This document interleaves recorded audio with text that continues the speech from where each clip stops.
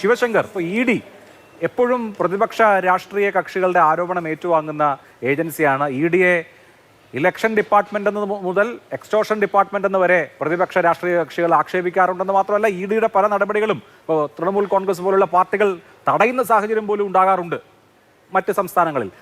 BJP ഇതര ഭരണകൂടങ്ങളെ സംബന്ധിച്ച് E ഡിയെ അവർ ഒരു രാഷ്ട്രീയ ശത്രുവായിട്ടാണ് കാണുന്നത്. അപ്പോൾ ശബരിമല കേസിൽ ഇ ഡി വരുന്നത് ഈ മണി ആംഗിള് ഒന്ന് കണ്ടുപിടിക്കാനാണോ, അതല്ല ഇപ്പോൾ ഭരിക്കുന്ന ഇവിടുത്തെ സംസ്ഥാന സർക്കാരിനെ ഒന്ന് പ്രഷറൈസ് ചെയ്യാനാണോ?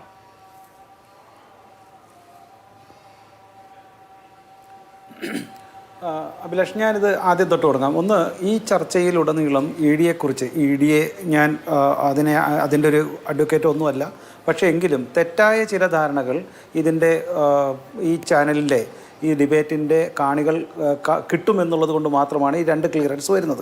ഒന്ന്, ഇ ഡി ഇവിടെ അന്വേഷിക്കുന്നത് എന്തിനാണ്? രണ്ട്, ഇ ഡി എന്തുകൊണ്ട് തന്ത്രിയുടെ വീട്ടിൽ മാത്രം റെയ്ഡ് നടത്തിയില്ല? പിന്നെ സജീഷ് പറഞ്ഞ 3 ആരോപണങ്ങൾ, ഇതിന് 3 ഞാൻ ഉത്തരം പറയാൻ ശ്രമിക്കാം.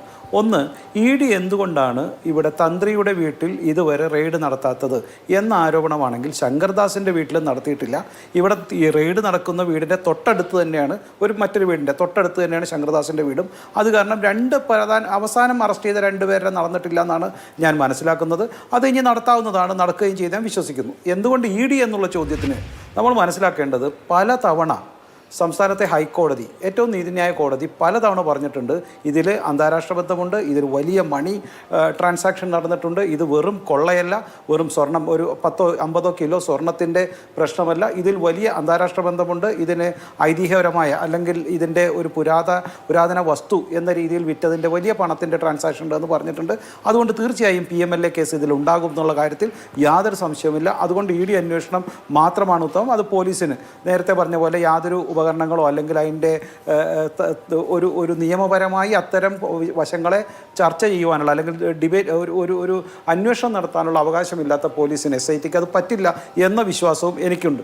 രണ്ട്, ഇവിടെ സജീഷിന് ഇ ഡിയെക്കുറിച്ചൊക്കെ നമുക്ക് കുറ്റം പറയാം, പക്ഷെ പറയുമ്പോൾ മിനിമം അത് കേൾക്കുന്നവർക്ക് വിശ്വാസ്യമായ ഒരു കാര്യമെങ്കിലും കമ്മ്യൂണിസ്റ്റ് പാർട്ടിയുടെ ഒരു സ്പോക്സ് പേഴ്സൺ അത് പറയണ്ടേ. അദ്ദേഹം ഇവിടെ പറഞ്ഞത് നോക്കൂ, ഒരു വ്യക്തി കഴിഞ്ഞ തവണ ഇവിടെ ഒരു സ്വർണ്ണക്കൊള്ള കേസ് നടന്നപ്പോൾ BJPക്ക് അനുകൂലമായി അല്ലെങ്കിൽ ഭരണകക്ഷിക്കോ കേന്ദ്രത്തിനോ അനുകൂലമായ രീതിയിൽ സ്വപ്ന സുരേഷിനെ കൊണ്ട് ചില പ്രസ്താവനകൾ ഇറക്കുന്നു, അല്ലെങ്കിൽ പറഞ്ഞത് പറയിപ്പിക്കുന്നു, സ്വപ്ന സുരേഷിന് എഴുതി കൊടുക്കുന്നു, എന്നിട്ട് അതിനെ കേന്ദ്ര സർക്കാർ തന്നെ അയാളെ പുറത്താക്കുന്നു.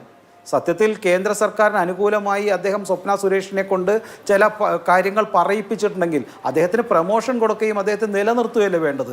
അപ്പോൾ ഇത്തരത്തിലുള്ള വാദമുഖങ്ങൾ അത് ഉന്നയിക്കുന്ന ആൾക്ക് പോലും വിശ്വാസ്യത നഷ്ടപ്പെടുത്തുന്നതാണ്. അത്തരത്തിലുള്ള കാര്യങ്ങൾ അവിടെയുണ്ട് എന്നുള്ള കാര്യം കൂടി നമ്മൾ മനസ്സിലാക്കണം. അതുപോലെ തന്നെ ഇ ഡിയുടെ കാര്യത്തിൽ ഇതുവരെ $2.7 ബില്യൺ അല്ലെങ്കിൽ 23,000 കോടി രൂപയാണ് ഇ ഡി ഇതുവരെ പിടിച്ചെടുത്തിട്ടുള്ളത്. അതേപോലെ തന്നെ 1.4 lakh ബില്യൺ ക്രോസിൻ്റെ അസറ്റ് വരെ പിടിച്ചെടുത്തിട്ടുണ്ട്. അപ്പോൾ ഇ ഡിയുടെ അന്വേഷണം ഒരു ചെറിയ കാര്യമല്ല, അതിനെ മുഴുവൻ അതിനെ തെറ്റിദ്ധരിക്കരുത്. പിന്നെ താങ്കൾ പറഞ്ഞതുപോലെ ബംഗാളിലെല്ലാം ഇത്തരത്തിലുള്ള അന്വേഷണം നടക്കുമ്പോൾ എന്തുകൊണ്ടാണ് മമത ഓടി വന്നൊരു ഫയലും എടുത്തുകൊണ്ട് പോകുന്നത് എന്ന് വെച്ചാൽ, ഇ ഡിയുടെ അന്വേഷണം നടക്കുന്നിടത്ത് ഇത്തരം മുഖ്യമന്ത്രിമാർക്ക് ഒളിച്ചു വെക്കാൻ പലതുമുണ്ട് എന്നത് കൂടിയിട്ടാണ് കാര്യം. രണ്ട്, ഞാൻ ഇത് വെറും ആരോപണം മാത്രമാണ്. എൻ്റെ ആരോപണം ഇവിടെ കഴിഞ്ഞ ഒരൊറ്റ മിനിറ്റ് കൂടി ഞാൻ ഈ കാര്യങ്ങൾ പറഞ്ഞേക്കാം. ഒരു ഹൈക്കോടതി 3 തവണ പറഞ്ഞിട്ടുണ്ട് SIT അന്വേഷണം ഇഴഞ്ഞാണ് നീങ്ങുന്നത്, അന്വേഷണത്തിന് വേഗത പോരാ എന്ന് ഹൈക്കോടതി തന്നെ 3 തവണ പറഞ്ഞതാണ്. ഹൈക്കോടതിയുടെ ഈ അന്വേഷണം ഓവർസീ ചെയ്യുന്ന ദേവസ്വം ബെഞ്ചല്ല, ജാമ്യ ഹർജി പരിഗണിക്കുന്ന സിംഗിൾ ബെഞ്ചാണ്. അല്ല, ഏതായാലും ഹൈക്കോടതിക്കോ അന്വേഷണ ഉദ്യോഗസ്ഥൻ്റെ മേൽ പൂർണ്ണമായ വിശ്വാസമില്ല. അത് പല കാരണം കൊണ്ടായിരിക്കാം കേട്ടോ.